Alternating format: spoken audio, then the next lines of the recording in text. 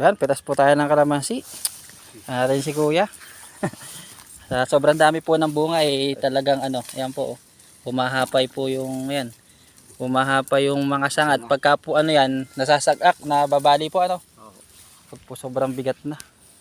Sobrang daming bunga talaga. So ayan po yung mga bunga ng kalamansi. Yun Yun daw. So pag po niyan, pa yan, pipilian pa nila. Tapos kikiluhin. Sa isang red bag po, 30 kilos po 30 kilos po sa isang red bag. 30 media. Lalabas dito po sa Cabuyao, ang marami talaga kalamansi po Iba-iba po mayroong lugar naman sibuyasan. Parting bungabong. Bungabong naman po yung mga sibuyas.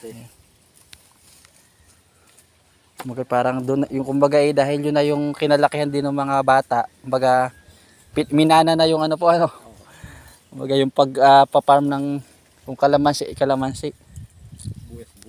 Sibuyas. Bagamat may mga singit-singit din na pa konti-konting gulay, pero ibig sabihin maramihan po yung Ito naman sa Antonio, puro karamihan. Palay. Palay naman po